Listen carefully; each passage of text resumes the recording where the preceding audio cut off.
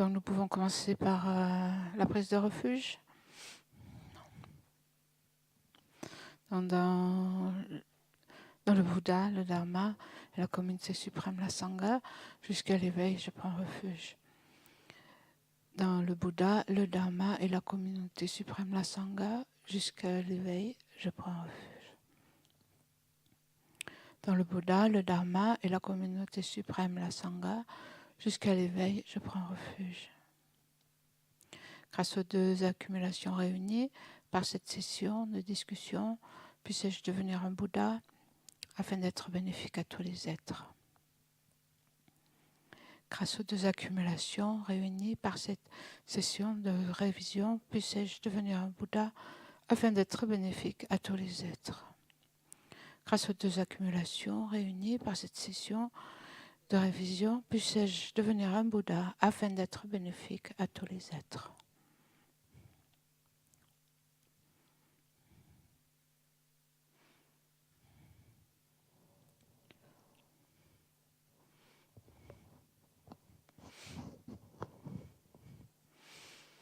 Ça va ?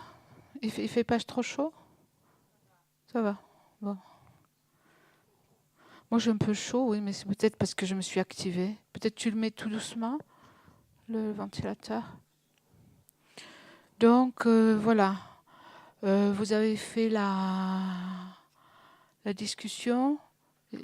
Certaines personnes n'étaient pas à la discussion. Vous étiez là à l'enseignement ce matin ? Tout le monde était là à l'enseignement ? D'accord. Donc, ça allait la révision ? C'était assez clair ou vous avez des questions ou peut-être c'est marrant parce que dans l'emploi du temps, en fait, il est prévu de 17h à 17h30 la révision. Je ne sais pas si on n'a jamais fait ça. Il me semble qu'il faut au moins 1 heure. C'est ça qui déborde. Oui, qui déborde pas mal, j'ai l'impression. Peut-être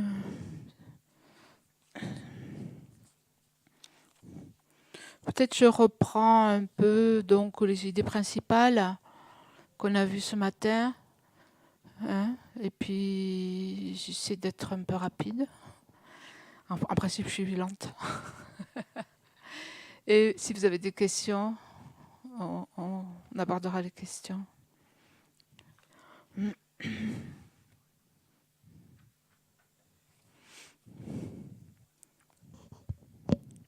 Donc ici, oui, il y a un livre qui est conseillé, en fait, ce livre, La mort, l'état intermédiaire, la renaissance dans le bouddhisme tibétain, était conseillé.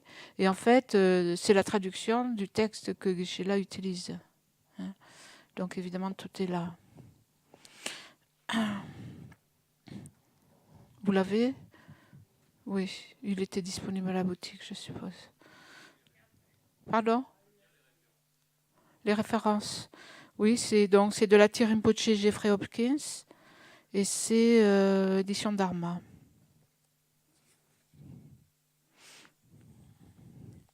Et on en avait commandé à la boutique un certain nombre en prévision.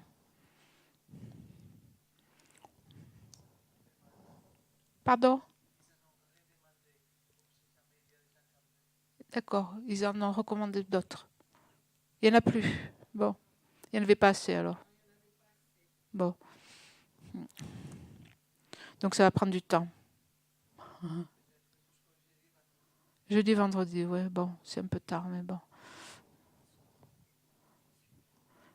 Il vaut mieux donner son nom à la boutique si vous... Donc il n'y en avait pas assez, commandé assez, c'est ça. Bon.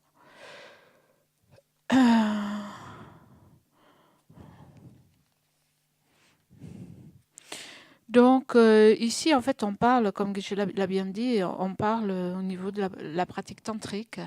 Ce texte, ce que ça explique, ça fait partie de la pratique tantrique et ça fait partie pas simplement de la pratique tantrique, mais du plus haut niveau des tantras.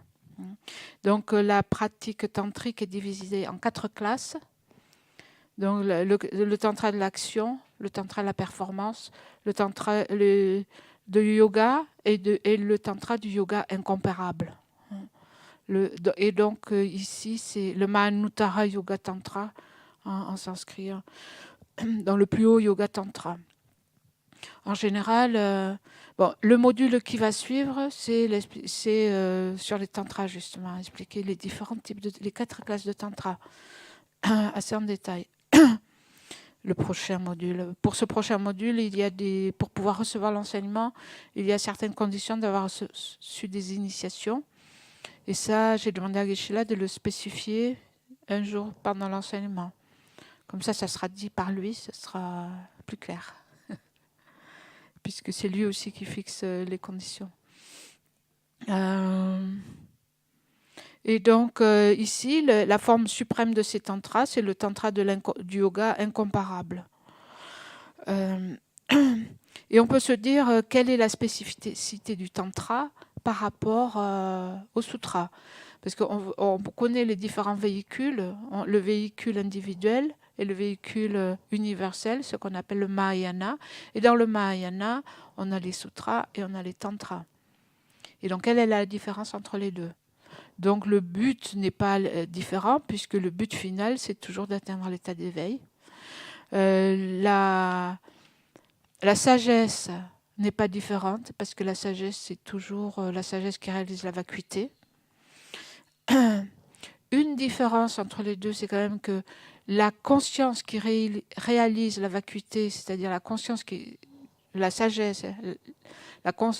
sagesse supérieure qui réalise la vacuité, une différence entre les deux, c'est que au niveau des tantras, elle est réalisée par un esprit beaucoup plus subtil. Quand on parle des tantras, on parle de ce système de corps subtil et d'esprit subtil, ou de conscience subtile. Pardon. On parle du système de corps, au niveau du corps et au niveau de la conscience, on parle d'états plus ou moins grossiers ou plus ou moins subtils.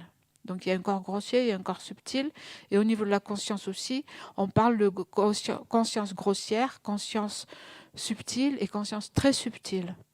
Donc à partir de demain, Geshe-la va décrire le processus de la mort, et donc dans ce cadre-là, ce sera plus clair. Donc au niveau du tantra, la vacuité est réalisée par une conscience beaucoup plus subtile qu'au niveau des sutras. Après, au niveau de la bodhicitta, au niveau de la méthode, au niveau de l'esprit d'éveil, donc c'est pas différent, l'esprit d'éveil est là, la pratique des 6 perfections est là, mais en fait, la différence, c'est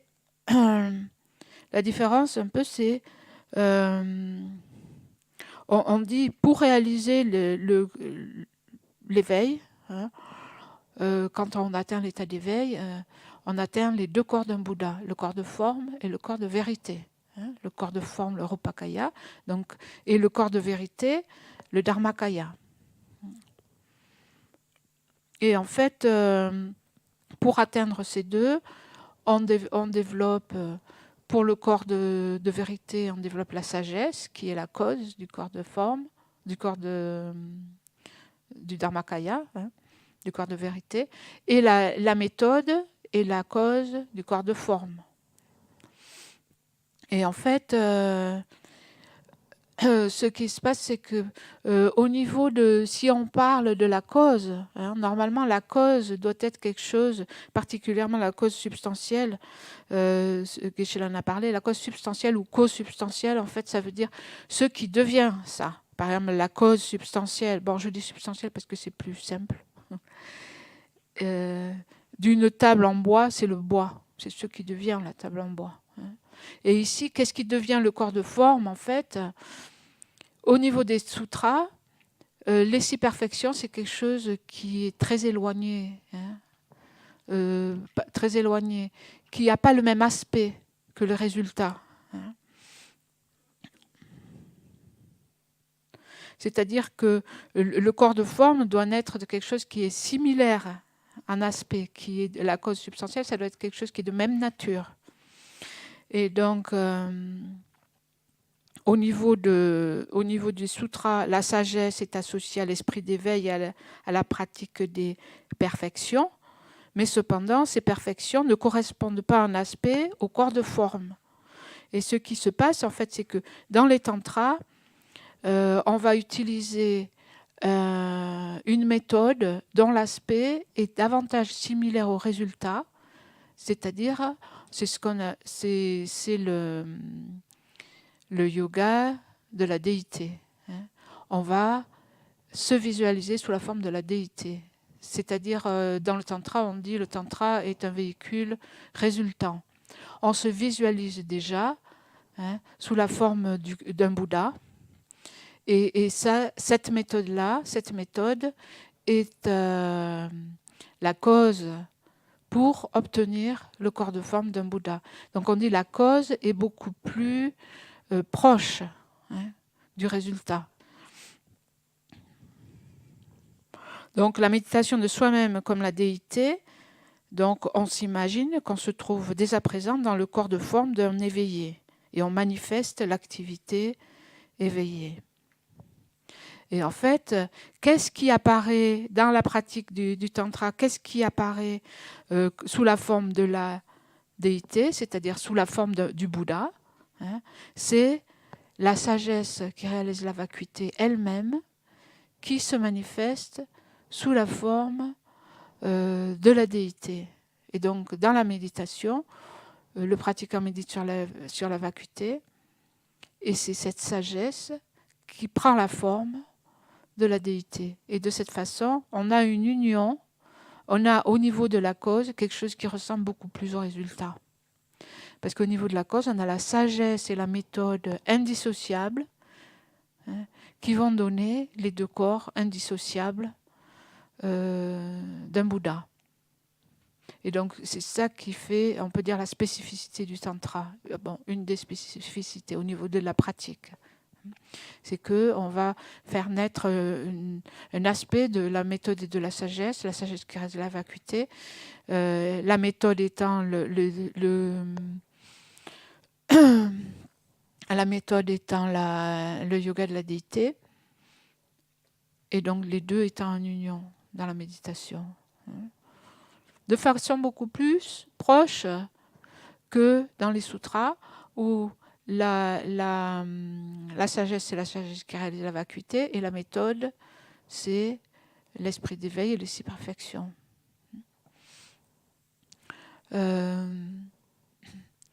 En bref, on dit dans les sutras, la méthode, c'est l'esprit d'éveil et les six perfections. La sagesse, c'est la sagesse qui réalise la vacuité. Dans les tantras, la sagesse, c'est la sagesse qui réalise la vacuité. Et la méthode, on dit, c'est la grande béatitude. C'est-à-dire, c'est la sagesse qui réalise la vacuité, qui est de la nature de la grande béatitude, qui se manifeste comme la déité. Donc, voilà le cadre. Donc, Geshe-la a expliqué que on a besoin de la cause, la cause, ce qui précède. Et donc, il a dit la cause du Jnana Dharmakaya. Donc, vous vous rappelez, on a parlé au cours du module, c'est quel module? Le Gyulama, oui, le continuum sublime. On a parlé des différents corps. Vous vous rappelez des corps de Bouddha? Combien il y en a? Alors, 4, 6, 2, 3. Je répète ce que j'ai entendu. 3 et 4. Oui, en fait, quelquefois on dit 2, 3 ou 4. Ça dépend comment on divise. En bref, il y en a deux. Un, c'est le Dharmakaya, le corps de vérité, et l'autre, c'est le corps de forme. Et donc, dans le corps de forme, il y en a deux. Et dans le corps de vérité, le Dharmakaya, il y en a deux. Ça fait 4. Quelquefois, le Dharmakaya, on ne le divise pas. Donc, il y a le Dharmakaya et les deux corps de forme. Les deux corps de forme, c'est quoi? Nirmanakaya et Sambhogakaya. Et en français?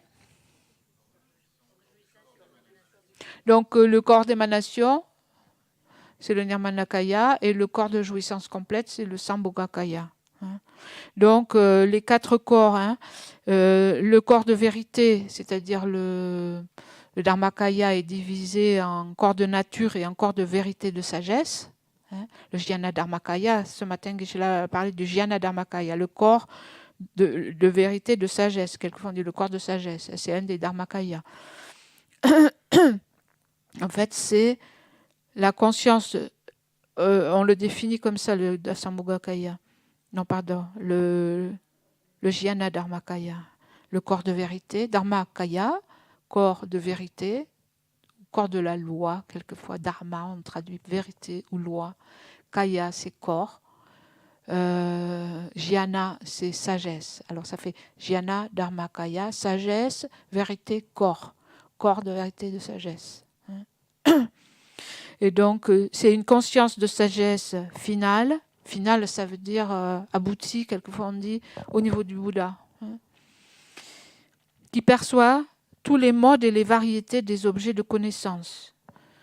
Les modes et les variétés des objets de connaissance. Les objets de connaissance, c'est tout ce qui existe. Donc c'est la sagesse omnisciente du Bouddha, qui connaît tous les objets de connaissance, tout ce qui existe, et les modes et les variétés des objets de connaissance. Les modes, c'est quoi? Et les variétés des objets de connaissance. L'aspect ultime et relatif. Oui, le mode d'existence, c'est la vérité ultime, la vacuité. Donc les modes, c'est ça, le mode d'existence, la réalité. Donc. Et les variétés, c'est le conventionnel. Au niveau conventionnel, c'est la variété, parce que tout ce qui apparaît, les phénomènes variés, la multiplicité, on dit. Et au niveau ultime, c'est la vacuité, la nature ultime de tout. Donc cette sagesse, elle perçoit tout ce qui existe au niveau ultime, au niveau conventionnel. Donc, juste un petit rappel. Après les corps de forme, il y a le corps de jouissance complète, le Sambhogakaya, et le corps d'émanation. Et donc, le Sambhogakaya, on dit que c'est un corps qui a 5 caractéristiques définies. C'est sa définition, hein, qui a les 5 caractéristiques. Si vous voulez revoir ces notions, elles sont bien décrites dans le Lamrim de Geshe Thupten Loden, qui est le Lamrim avec les spirales, à la page 152, dans la section du refuge, si vous voulez revoir. Donc le corps de jouissance complète, le Sambhogakaya, les 5 certitudes, les 5 caractéristiques définies. Donc on dit, 1, c'est le domaine. Il apparaît dans les terres pures. Le corps est défini. On dit qu'il est paré des 32 marques mineures et des 80 marques des 32 marques majeures et des 80 marques mineures d'un Bouddha. Son entourage, il est entouré d'Arya Bodhisattva, c'est-à-dire un tel corps n'apparaît que dans les terres pures à des Bodhisattvas Arya. Et la doctrine définie, il n'enseigne que le Mahayana, et le temps est défini, on dit qu'il demeure sans être soumis ni à la naissance ni à la mort jusqu'à la fin de l'existence cyclique. Donc les 5 caractéristiques. Et donc un tel corps en fait n'apparaît, un Sambhogakaya n'apparaît, donc c'est un Bouddha, un corps de forme parce qu'il se manifeste. Le Dharmakaya, c'est l'esprit du Bouddha qui ne se manifeste pas. Donc du Dharmakaya vient la forme du Sambhogakaya qui n'apparaît qu'à des êtres déjà spirituellement élevés, puisque des Arya Bodhisattvas. Et ce Sambhogakaya émane des corps d'émanation des corps d'émanation qui sont des formes variées qui vont apparaître aux êtres ordinaires. Donc,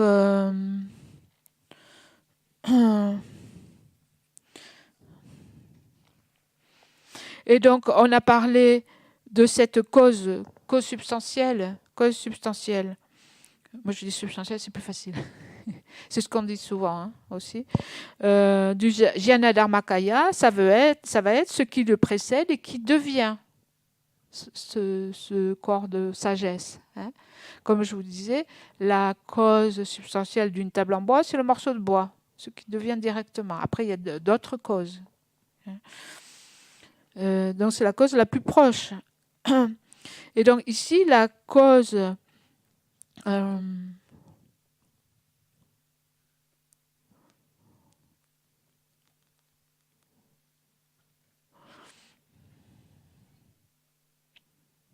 donc ici, la cause, c'est la conscience primordiale, très subtile, qui réalise la vacuité. Et donc, ici, on parle, à ce niveau, on parle de conscience très subtile. Hein. Et donc, il va falloir faire éveiller cette conscience très subtile. Et je l'ai dit, les sutras et les 3 tantras inférieurs n'évoquent pas cette conscience très subtile, primordiale, très subtile. Et donc, le Jnana Dharmakaya, le corps de vérité de sagesse, ne peut pas être obtenu indépendant de ces méthodes-là, des sutras et des trois autres classes de tantra. Il n'y a que ce tantra incomparable qui permet de l'actualiser.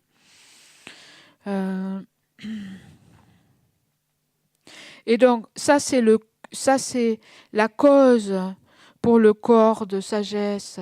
Ça va être cet esprit très subtil qui réalise la vacuité. Et la cause pour le corps de forme, hein, qui est indissociable, ça va être, qu'est-ce que c'est le corps pour la cause du corps de forme? Le vent subtil, ou le souffle, hein, qui est la monture en fait de cette conscience très subtile. La façon donc la façon dont est décrite dans ce système du tantra, je vous disais tout à l'heure, il y a un corps grossier, un corps subtil. Les corps grossiers, c'est le corps matériel. Le corps subtil est formé de canaux, hein, des canaux subtils, dans lesquels, donc Geshe-la en a parlé aussi dans le texte, ça y est, 3 canaux principaux, le canal central et les 2 canaux latéraux. Le canal central qui commence ici, hein, au milieu du front, et qui monte jusqu'à la couronne et qui descend devant la colonne vertébrale, mais c'est quelque chose de subtil, donc c'est pas matériel, ça se voit pas, et 2 canaux latéraux qui le longent, et plus 72 000 canaux, hein, donc ça a été expliqué aussi, 4 canaux, on pourra dire au niveau horizontal, dans les 4 directions, qui se subdivisent jusqu'à donner 72 000 canaux. On dit que le corps subtil est constitué des 72 000 canaux qui recouvrent le corps, et la conscience circule dans ces canaux, montée sur le vent. Donc la conscience est l'aspect de connaissance, et le vent ou souffle est l'aspect de mobilité. Les vents se déplacent dans les canaux et portent la conscience. Et donc, la conscience est toujours associée à un vent ou souffle, ou on peut dire aussi prana. Si vous avez lu, je ne sais pas si vous avez eu le temps, mais l'introduction, hein, la préface, c'est ce qui est un peu décrit.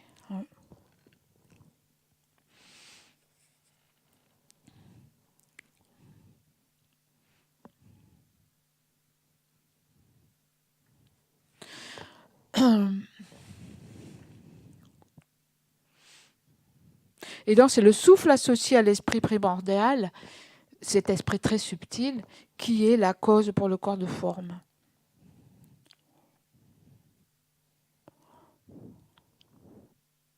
Et donc, au niveau du résultat, on dit que chez un Bouddha, le corps et l'esprit sont indissociables. Et donc, on voit qu'au niveau de la cause, on a aussi déjà cet esprit très subtil et le souffle qui lui est associé. Et donc chez nous, on a déjà cette cause, l'esprit et le vent associés. Et donc je l'ai aussi dit, pour le corps de forme, le Rupakaya, la cause substantielle, pour le corps de forme, la cause substantielle, c'est le vent, le souffle, et la conscience est la condition coopérative. C'est-à-dire qu'il y a la cause principale qui est le vent, la conscience jouant le rôle de cause coopérative, donc elle est aussi importante. Mais la cause principale, c'est le vent. Et pour le Dharmakaya, pour le corps de vérité, la cause principale, c'est la conscience. La conscience. Donc pour le Dharmakaya, c'est l'esprit très subtil, la conscience, qui est la cause substantielle. Et dans le souffle, ou le vin, est la condition coopérative, sert de support. Donc les deux, il y a besoin des deux. Mais un est plus particulièrement la cause de l'un ou de l'autre.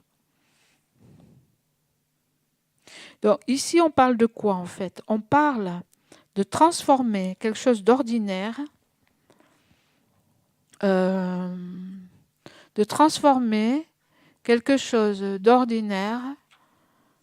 dans les trois corps du Bouddha.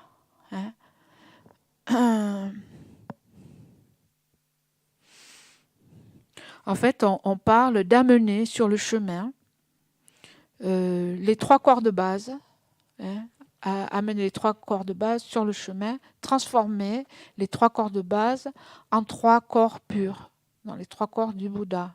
Il y a une transformation donc qui peut être un peu comparée un peu comme à de l'alchimie. Donc il est dit dans le texte, d'abord commencer par hommage à Manjushri. Manjushri qui est le Bouddha de la sagesse, pour activer la sagesse. Et hommage à Vajradhara, le Seigneur de l'Union, qui est l'aspect tantrique du Bouddha. Dans les sutras, le Bouddha principal, c'est le Bouddha Shakyamuni. Et dans le Tantra, le Bouddha principal, c'est Vajradhara.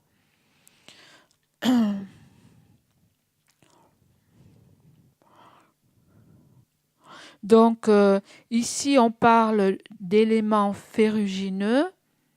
Ferrugineux, ça veut dire que c'est quelque chose d'ordinaire.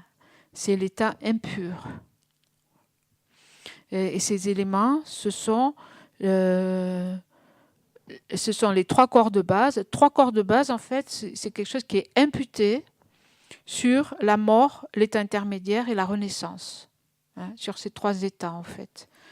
Quand on parle des trois corps de base, c'est l'état de mort, d'état intermédiaire et l'état de la renaissance. Et on les amène sur le chemin.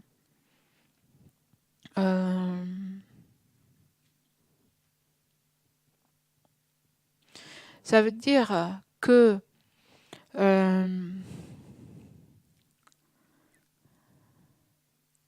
en fait,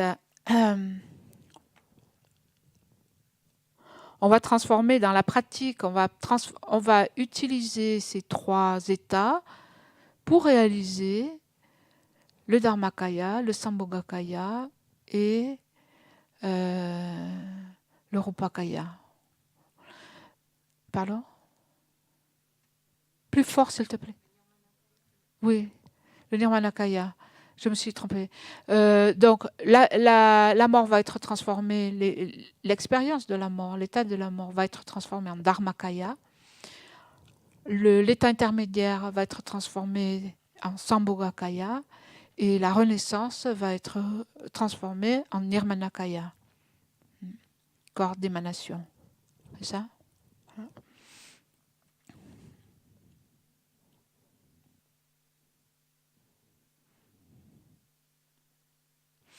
Et donc, en fait, pour arriver à faire ça au moment de la mort, transformer la mort véritable, l'état intermédiaire et la renaissance dans ces trois états, devenir de Bouddha, en fait, on pratique pendant notre vie. Et donc la pratique consiste en fait à suivre un processus analogue au processus de la mort.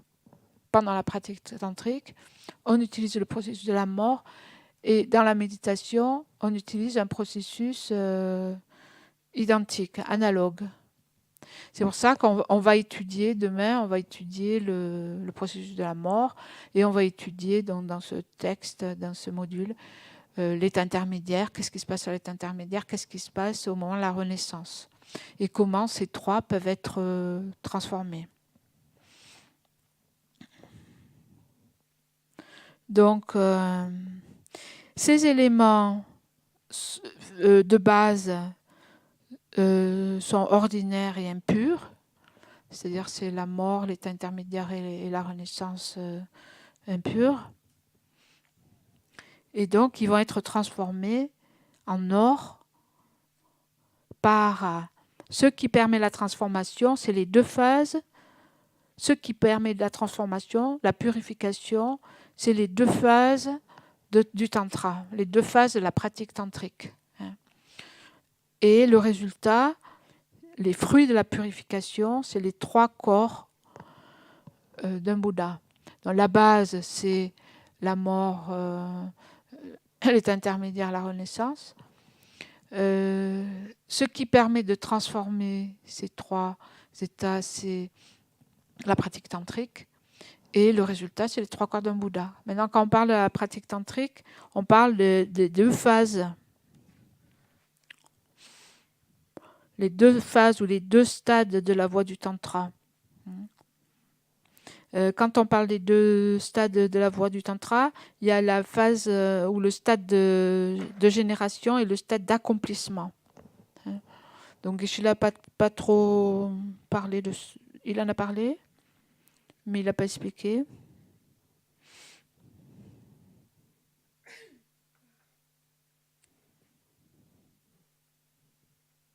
Donc le stade de génération, le stade d'accomplissement.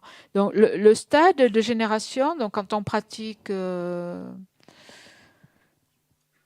En fait, on parle de ces deux phases, je pense, dans le plus haut yoga tantra. Le plus haut yoga tantra, c'est le quatrième, hein, le tantra incomparable. Souvent, on dit le plus haut yoga tantra, on parle comme ça. Donc, la phase de génération, c'est au début, on commence par la phase de génération. La phase de génération, on fait mûrir l'esprit pour accéder ensuite au stade d'accomplissement. On s'exerce, on peut dire. La pratique proprement dite, où la transformation s'opère, c'est la phase d'accomplissement.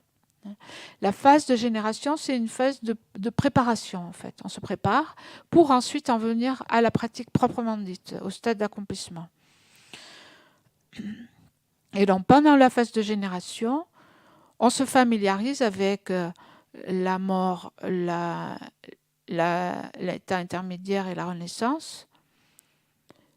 On fait le yoga de la déité, on pratique le yoga de la déité, c'est-à-dire se générer soi-même sous l'aspect de la déité, en suivant le processus similaire à la mort, à l'état intermédiaire et à la renaissance. On suit ce processus pour se générer soi-même en déité.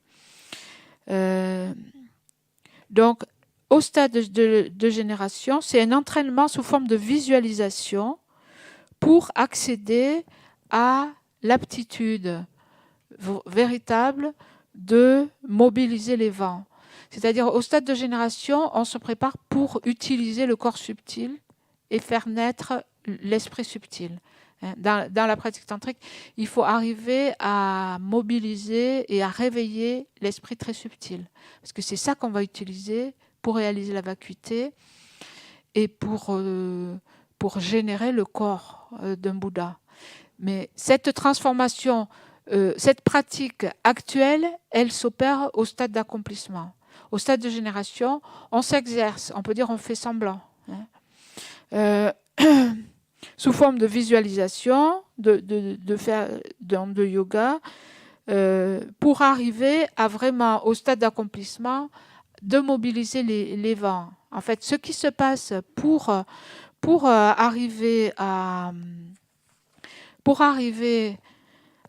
à éveiller la conscience subtile, la conscience très subtile. Hein. Donc cela se produit au moment de la mort. Hein. De façon naturelle, ce qui se passe, c'est que tous les consciences, les vents et les consciences qui circulent dans les 72 canaux se résorbent. Hein, se résorbent dans les canaux latéraux et se résorbent ensuite dans le canal central. Et donc, c'est ce qui se passe de façon naturelle au moment de la mort. Donc tout se résorbe. Donc Geshe l'a décrit, la façon dont en fait, pour arriver à concentrer les consciences, on concentre les vents, puisque les vents et la conscience sont unis. Donc on va rassembler tous les vents dans les canaux latéraux, et puis dans le canal central, donc les vents vont rentrer par le haut et par le bas du canal central.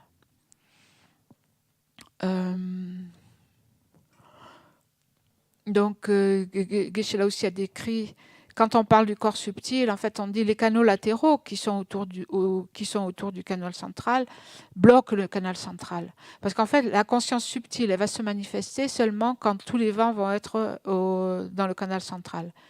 Nous, à l'état actuel, à l'état ordinaire, en fait, il n'y a rien dans le canal central. La conscience très subtile est complètement inactive ou dormante. Elle est là, mais elle est dormante, elle ne se manifeste pas. Et notre expérience est complètement dominée par des consciences grossières. Donc, conscience grossière, c'est toutes les consciences qu'on utilise dans la vie courante, les consciences sensorielles et les consciences mentales grossières. Et c'est notre expérience.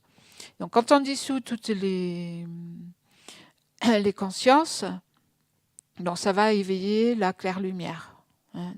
La claire lumière étant l'esprit le plus subtil. Donc, dans l'état ordinaire, normal, disons, ces canaux latéraux, en fait,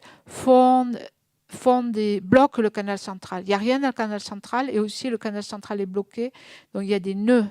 Les canaux latéraux s'enroulent, en fait, au niveau du canal central et bloquent, en fait, le canal central.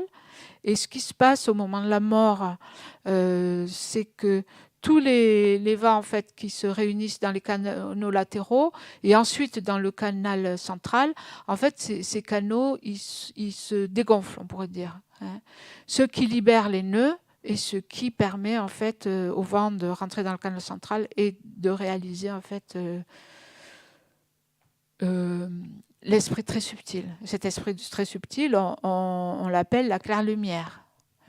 Et c'est ça aussi qui se manifeste au moment de la mort. Bon, demain, on va voir la description du processus de la mort. La dernière étape, à 8 dissolutions, la dernière étape du processus de la mort, c'est la claire lumière de la mort. Et donc, dans la pratique tantrique, en fait, on s'entraîne pour actualiser cet esprit très subtil et pour pouvoir reconnaître la claire lumière au moment de la mort. Pour pouvoir, et ça, donc, reconnaître la claire lumière et arriver à l'utiliser pour méditer sur la vacuité, c'est quelque chose qui se passe au stade d'accomplissement. Au stade d'accomplissement, c'est le stade de la pratique véritable où les vents ce qui se passe au moment de la mort, on fait une pratique analogue à ça pendant la méditation, de dissoudre les vents pour pouvoir faire se manifester cet esprit très subtil de claire lumière. Donc ça, c'est quelque chose qu'on peut faire, c'est quelque chose qui se produit naturellement au moment de la mort, c'est quelque chose qu'on peut imiter et qu'on fait aussi au moment de la pratique. Mais au moment de la pratique, ce n'est pas la même chose qu'au moment de la mort, mais c'est quelque chose de similaire. Pour arriver à éveiller cette conscience très subtile, qui va réaliser la vacuité. L'utiliser, c'est quoi le but de faire naître cette conscience très subtile? C'est de méditer sur la vacuité. Comme c'est une conscience très subtile, pour réaliser la vacuité, il faut une conscience subtile. Ce n'est pas un esprit très grossier qui va réaliser directement la vacuité.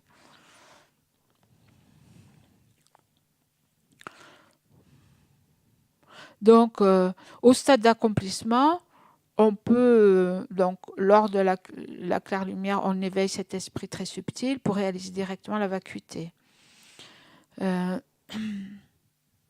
Et donc, c'est comme ça qu'on transforme la mort, en fait, en Dharmakaya.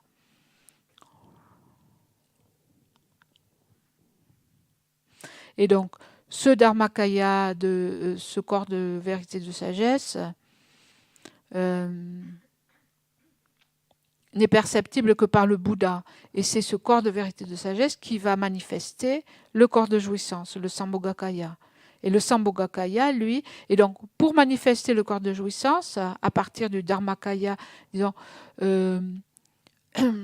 le processus de la mort a été transformé en essence du Dharmakaya, l'esprit est transformé en Dharmakaya, et de ce Dharmakaya, on suit un processus similaire à l'entrée dans l'état intermédiaire pour générer le Sambhogakaya. Et de là, en fait, le Sambhogakaya n'est pas perceptible par tous les êtres, ne peut pas aider les êtres ordinaires, et donc on pense à prendre un corps, le Nirmanakaya, qui est un processus similaire à la renaissance.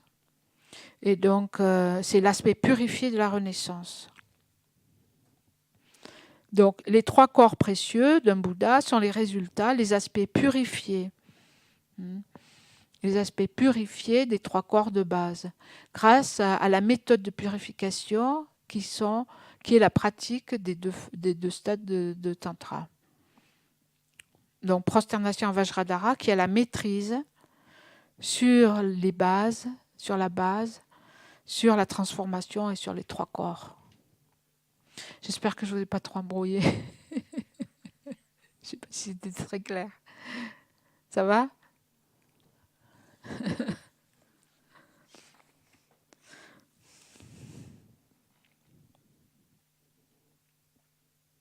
Donc c'est ça, amener les 3 corps sur le chemin du Dharmakaya, du Sambhogakaya, du Nirmanakaya. On amène les 3 corps. C'est quelque chose qui est imputé. C'est comme ça qu'on appelle la mort, l'état intermédiaire, la renaissance. On les appelle les 3 corps. Donc on les amène sur le chemin en les transformant. On les utilise, ces processus, en fait, pour transformer l'esprit en Dharmakaya, la mort en Dharmakaya, l'état intermédiaire en Sambhogakaya et la renaissance en Nirmanakaya. Et donc les agents de la transformation, c'est la méditation des 2 stades.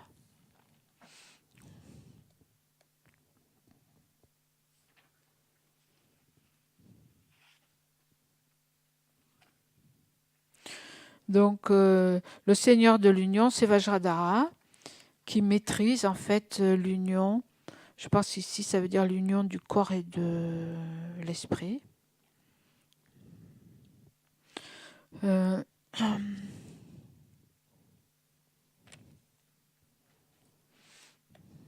Et donc,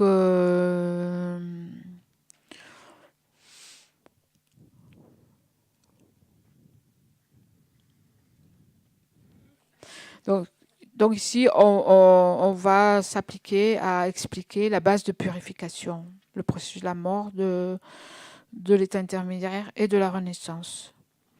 Et donc, dans le texte, vient à la page 30.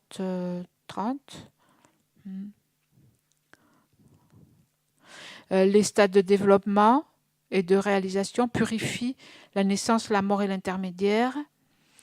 Et à travers ces modalités sont stoppées la naissance ordinaire qui est transformée en corps d'émanation, en Nirmanakaya, la mort en corps de vérité, en Dharmakaya, et l'état intermédiaire en Sambhogakaya.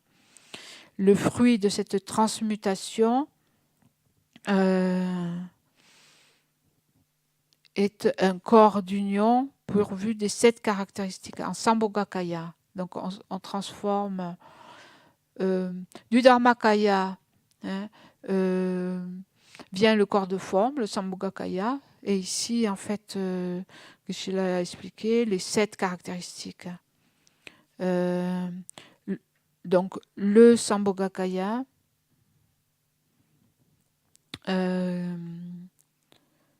pourvu pourvu des 7 caractéristiques d'un dieu et d'une déesse se faisant face.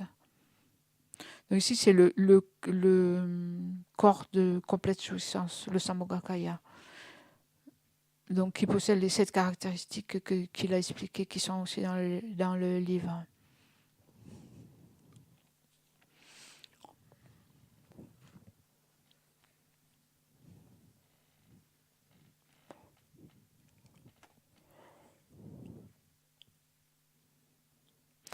Donc,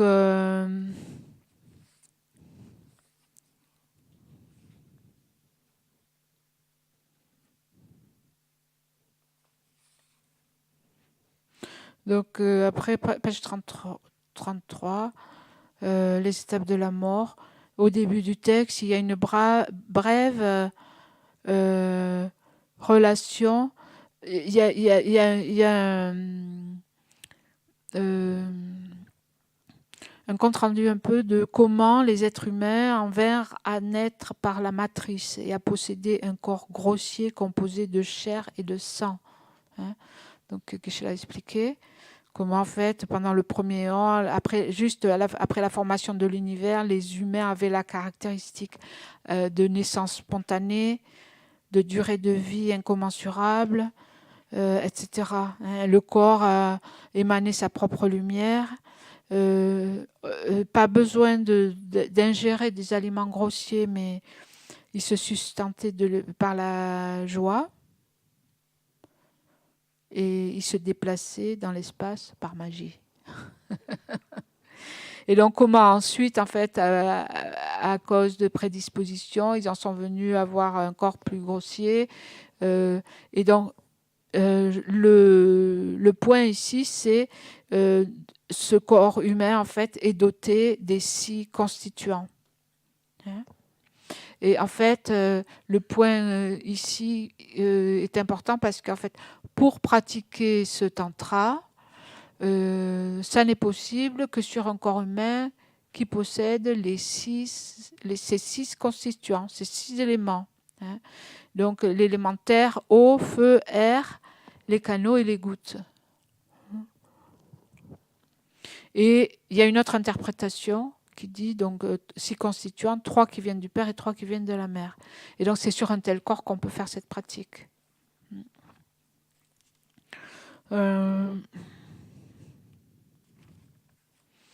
Et donc peut-être là pour terminer ici,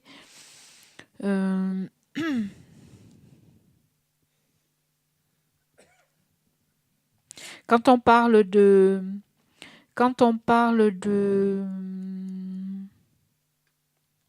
du corps subtil, donc on parle des canaux, on parle des consciences et des vents, et on parle aussi des gouttes.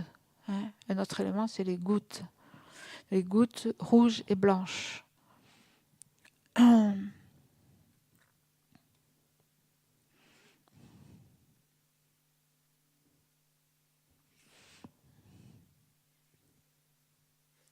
Donc si je regarde là, dans le livre, par exemple, juste pour reprendre, page 35, à l'heure de la mort, tous les vents des 72 000 canaux se rassemblent dans ceux de droite et gauche, se dissolvent dans le médian, dans le canal central. Les airs des parties supérieures et inférieures sont absorbés dans l'indestructible souffle supportant la vie au niveau du cœur. Donc,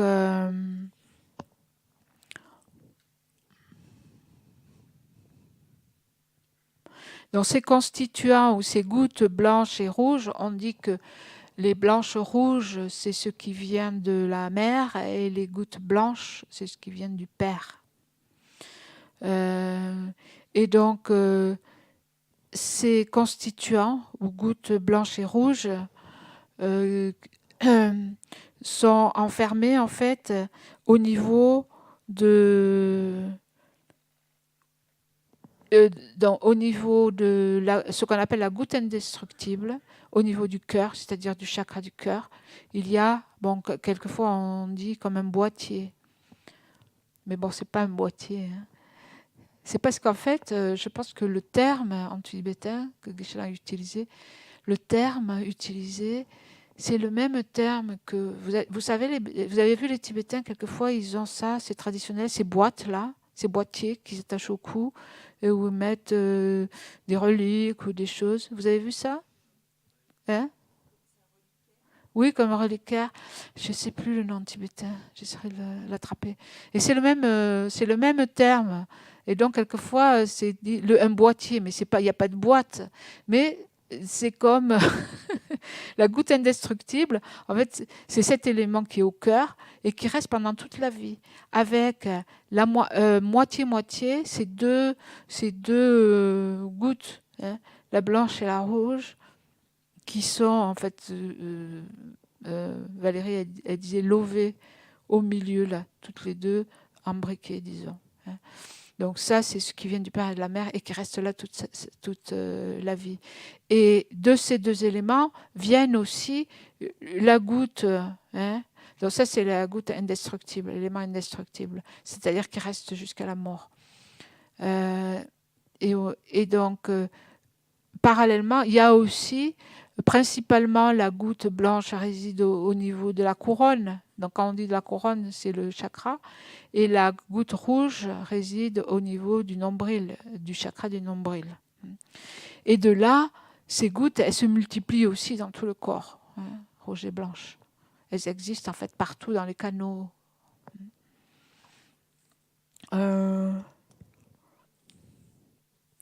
Donc, je reprends les notes. À la couronne, la goutte blanche, au nombril, la goutte rouge. Et au cœur, la goutte indestructible. Donc, le canal central est bloqué par les nœuds des deux canaux latéraux. Et donc,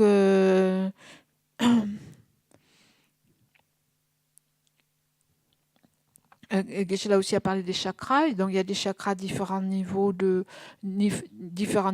au niveau de la couronne, de la gorge, du cœur, du nombril et de l'endroit secret.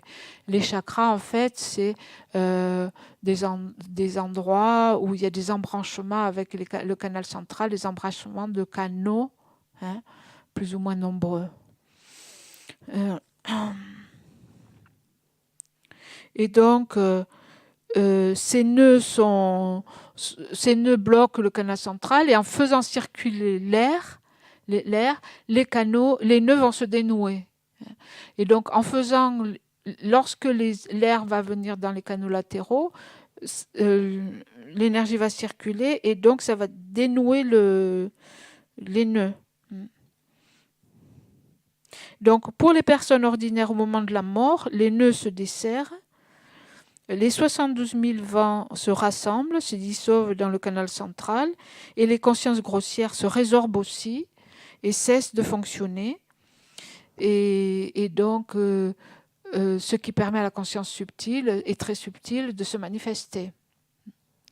Il y a une explication là, aussi, je vous avais dit si vous avez le temps de le lire, mais peut-être que vous n'avez pas eu le temps, dans la préface.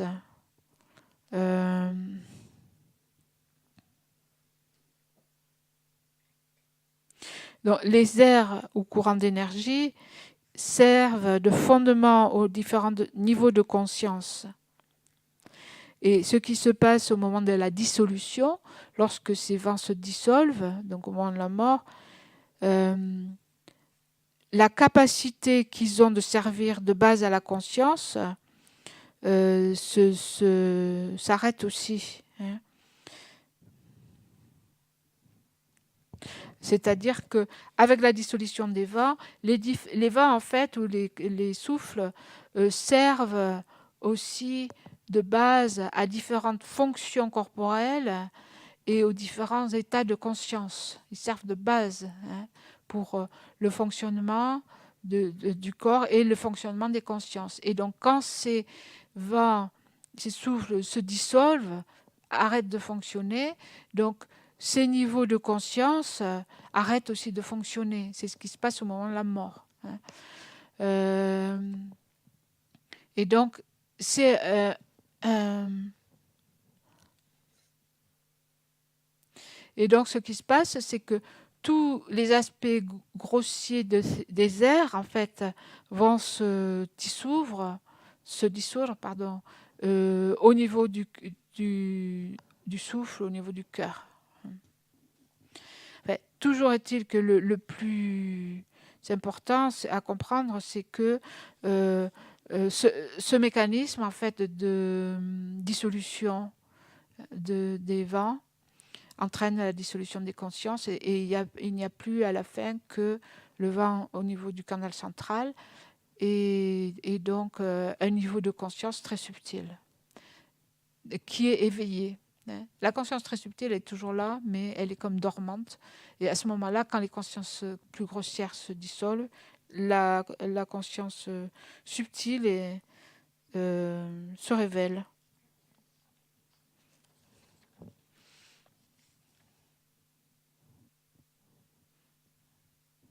Et donc, ce qui se passe aussi, c'est donc, je l'ai expliqué, que lorsque les vents entrent au niveau supérieur et inférieur du canal central, les gouttes fondent. La goutte fond et s'écoule au niveau du cœur et de la partie inférieure, donc la goutte blanche au niveau du cœur et la goutte rouge au niveau du nombril remonte. Et ces deux gouttes, bon, au moment de la mort, quand on décrit le processus de la mort, en fait, donc quand les vents se rassemblent et se dissolvent, la goutte blanche qui était au niveau de la couronne pendant toute la vie, elle descend et elle vient s'absorber à celle qui est au cœur. Et la rouge, elle remonte, elle s'absorbe aussi à la rouge qui est au cœur. Et donc ensuite... et dans ça, on en parlera davantage demain, dans le processus de la mort. Et ensuite,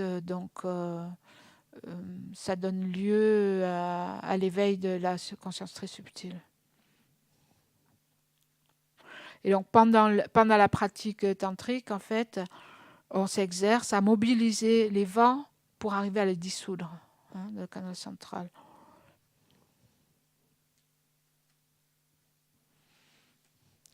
Bon, vous avez des questions? J'espère que je ne vous ai pas trop embrouillé. Oui, vas-y. Prends le micro, oui.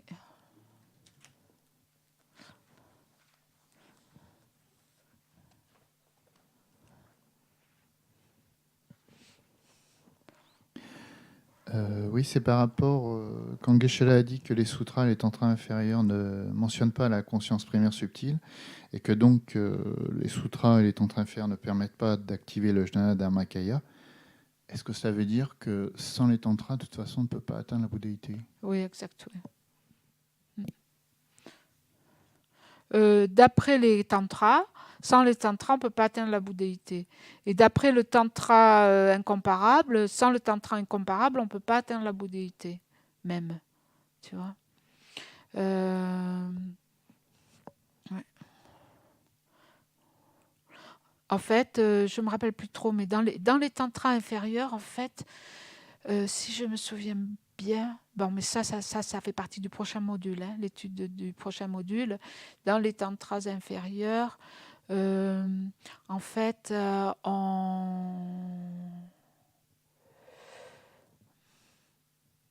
ne me rappelle plus exactement, mais on acquiert le siddhi d'immortalité. C'est-à-dire, il y a des pratiques qui permettent de vivre très très très très longtemps pour perpétuer la pratique. C'est des systèmes un peu différents. Mais bon, je suppose que les tantras inférieurs ne disent pas la même chose. Je ne suis pas sûre, en fait. Mais bon, sans les tantras, on ne peut pas atteindre l'éveil, oui. On dirait ça, oui. Vous avez d'autres questions?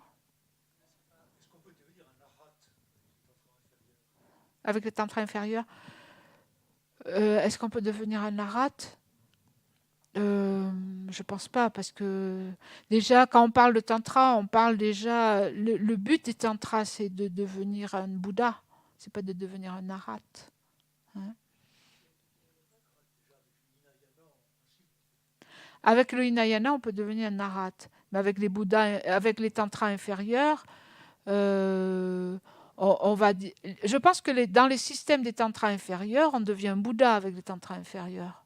Mais si on prend le point de vue, bon ça c'est à voir, on peut demander à Geshe-la, mais du point de vue des tantras, du tantra, le plus haut yoga tantra, c'est ce plus haut yoga tantra qui permet de devenir un Bouddha.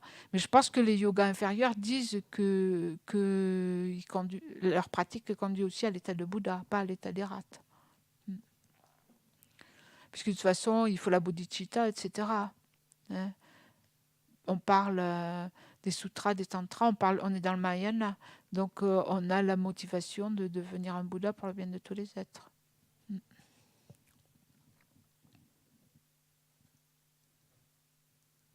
Oui. Oui. Ah oui, le micro, s'il vous plaît.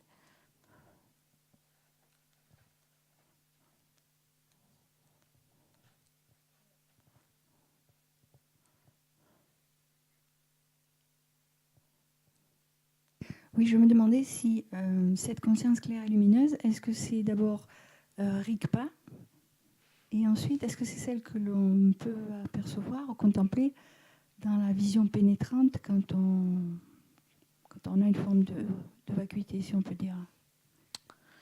Je ne sais pas, Rigpa, je ne pense pas que c'est la même chose. Hein. Ici, on parle en fait la conscience de claire lumière, c'est la conscience la plus subtile, quand tous les autres sont résorbés, qui... on parle de la claire lumière de la mort. La claire lumière de la mort, c'est le dernier... C'est la mort, en fait. C'est le dernier... c'est le moment final du processus de la mort, quand on atteint l'état... Toutes les dissolutions sont terminées et on atteint cet état d'esprit le plus subtil. Et c'est ça qu'on appelle la claire lumière de la mort. Et donc, je pense qu'au moment de la pratique, on peut aussi éveiller cette conscience très subtile et on peut l'utiliser pour réaliser la vacuité. À ce moment-là, on parle de claire lumière, le clair lumière de du pratiquant, de la cause, disons, hein, au niveau causal, au niveau de la pratique. Mais là, est-ce que c'est Rigpa? Je ne sais pas vous dire, parce que moi, je n'ai pas étudié par exemple, chez l'Enigma, où il parle de Rigpa, qu'est-ce que c'est exactement? Je pense que Rigpa, ça a plusieurs définitions aussi, dans différents contextes. Je veux dire, Rigpa, le mot Rigpa. Hein. Moi, je pense que je ne peux pas vous dire pour sûr.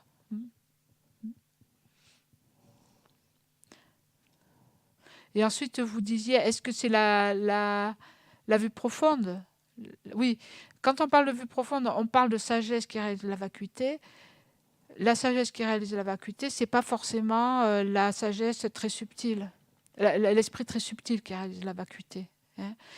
La sagesse de la vue profonde, donc, qui réalise la vacuité, ça peut être un état d'esprit plus grossier. Par exemple, dans cette claire lumière, on parle de réaliser la vacuité avec l'esprit le plus subtil, très subtil. Mais on peut réaliser la vacuité avec d'autres états d'esprit. Donc, d'accord.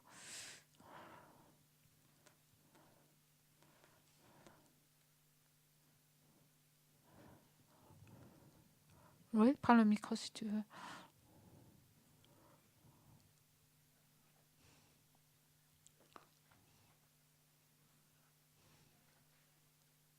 Oui, si j'essaie de suivre, mais alors, si on assimile la mort à Dharmakaya, l'état intermédiaire à Sambhogakaya et la renaissance à Normakaya, Oui. Mais ça veut dire qu'au moment de la mort, on devient un Bouddha?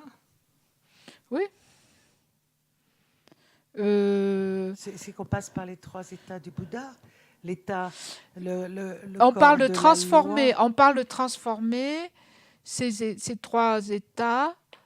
C'est la mort, si tu veux, l'état intermédiaire, dans l'état de Bouddha. Oui. Et ça veut dire qu'on y passe dans ces 3 états. Ben, c'est au niveau final, si tu veux, Oui. au niveau final. Ça veut dire qu'on utilise le processus, ce qui se passe au moment de la mort. Enfin, il y a 2 choses. Il y a au moment de la mort véritable, ce qui se passe. Hein. Et puis, il y a aussi au niveau de la pratique. Au niveau de la pratique, on utilise ce processus et on utilise quelque chose de similaire. Donc, on va voir demain, par exemple, le processus de la mort. Au moment du processus de la mort, il y a une dissolution. Il y a une dissolution des éléments, hein, qui permet d'atteindre la claire-lumière de la mort. Hein. Ça, c'est ce qui se passe au moment de la mort. Dans la méditation, on va suivre un processus similaire de dissolution. C'est-à-dire, on va imiter ce processus dans la méditation. Hein.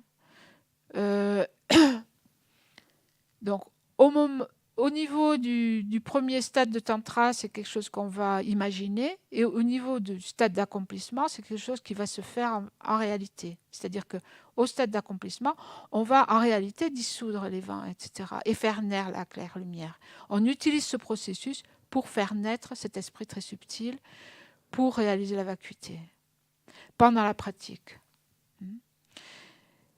Et donc, et ça, c'est quelque chose, quand on fait la pratique, on n'est pas encore un Bouddha. Hein, mais au moment de la pratique, c'est quelque chose qui est similaire.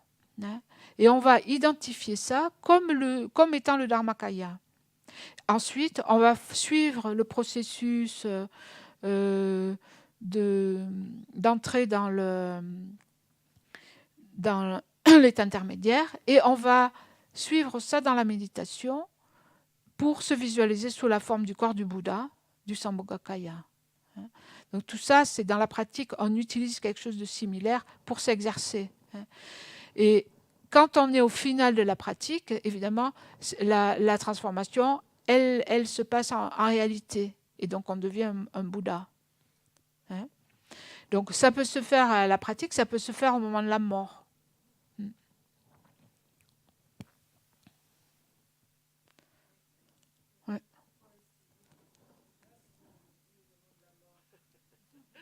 Non, mais ce n'est pas systématique au moment de la mort. Ce n'est pas du tout systématique au moment de la mort. On ne devient pas un Bouddha au moment de la mort. Hein. Sinon, pourquoi on serait là? Ce n'est pas ça qu'on dit. Hein. On dit, si tu... Non, en fait, oui. Non, ce qui se passe, c'est que... Oui, ben oui, sinon, qu'est-ce qu'on ferait là? Non, en fait... pendant le processus de la mort, bon, Geshe-la va l'expliquer demain, hein, je ne veux pas trop non plus tout expliquer, parce que sinon... donc, vous avez déjà suivi les enseignements sur la mort, je suppose, et sur le processus de la mort. Ce qui se passe, c'est qu'au moment de la mort, oui, naturellement, cette claire lumière, elle vient se manifester, mais...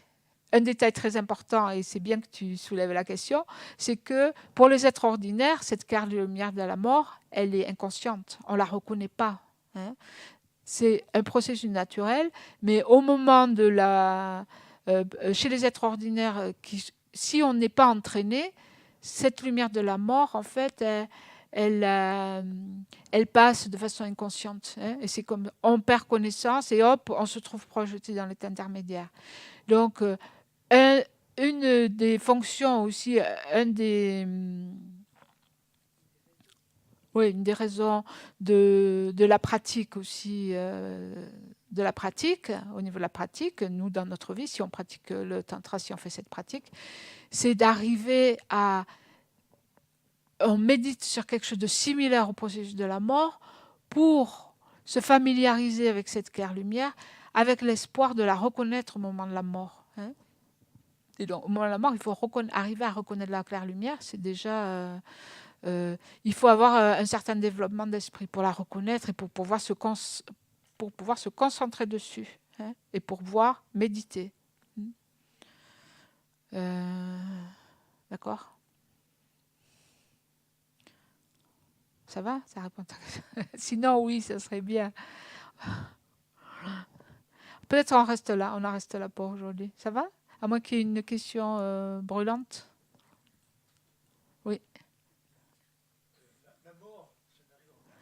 Attendez. Il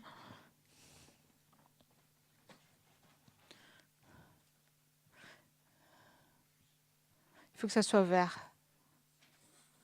Quelqu'un peut aider là Catherine?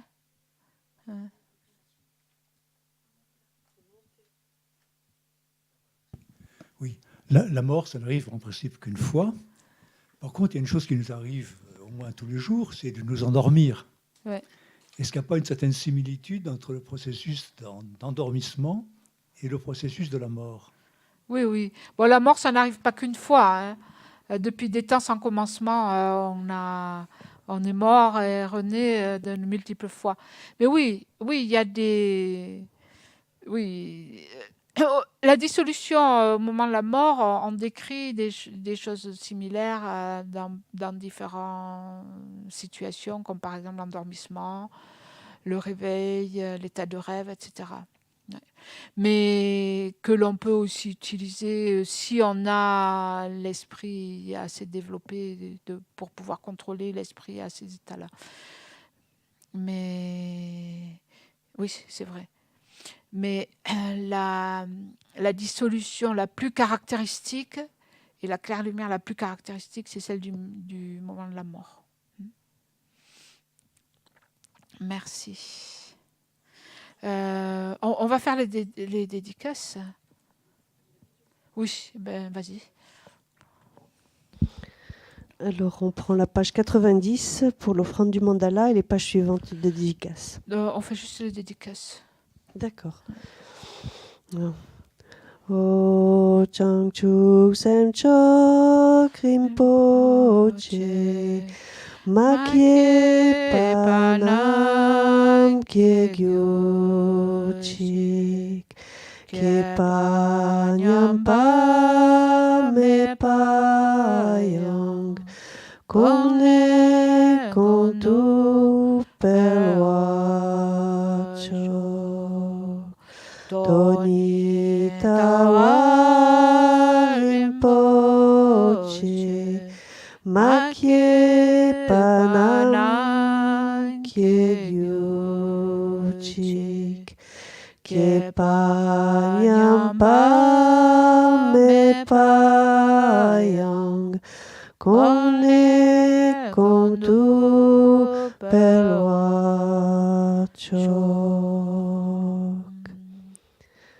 On fait les prières de longue vie, non? Oui, vas-y. Oui. Ouais.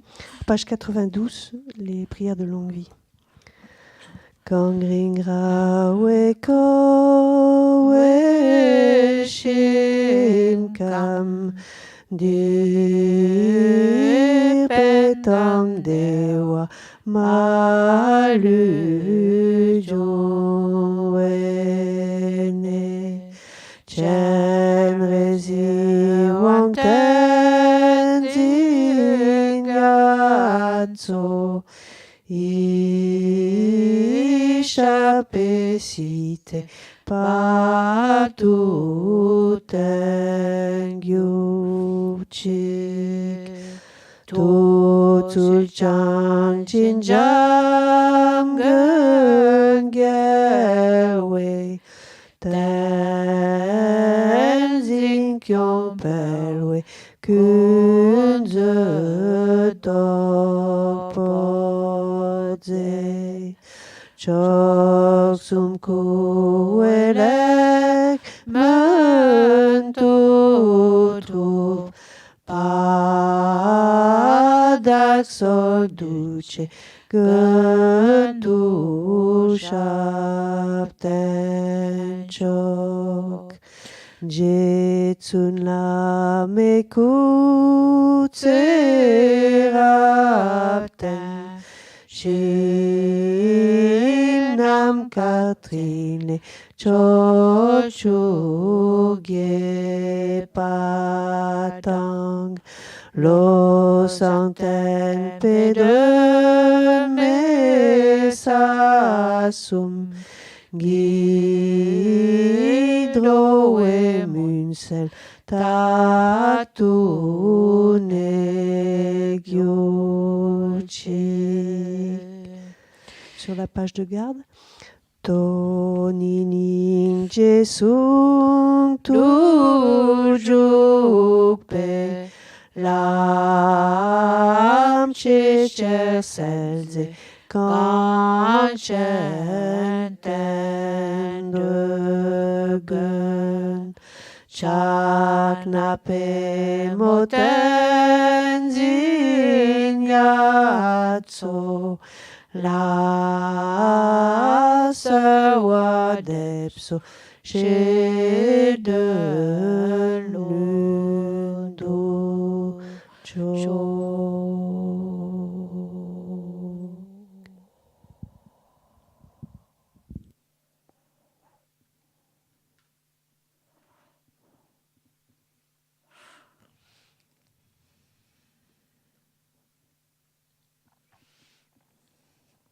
Merci. Demain matin, on fait une méditation à 9h. On va méditer sur la mort, par exemple.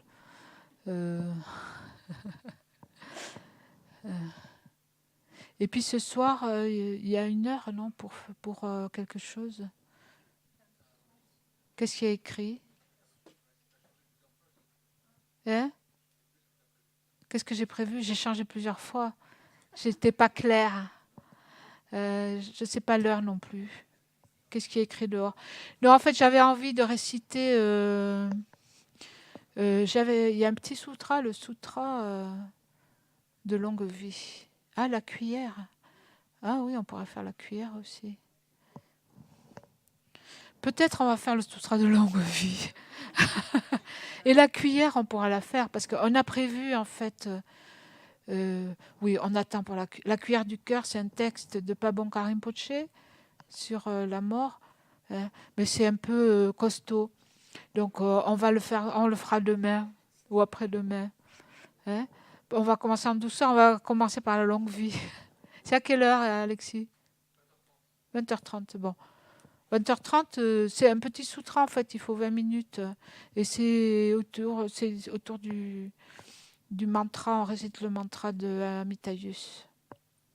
Ce sera de longue vie d'Amitayus, si vous voulez, à 8h30. Puis la cuillère du cœur, oui, c'est une bonne idée. On verra ça demain. Les textes, j'en ai moi des textes. J'espère. Il faut regarder dans le bureau. Merci, ouais.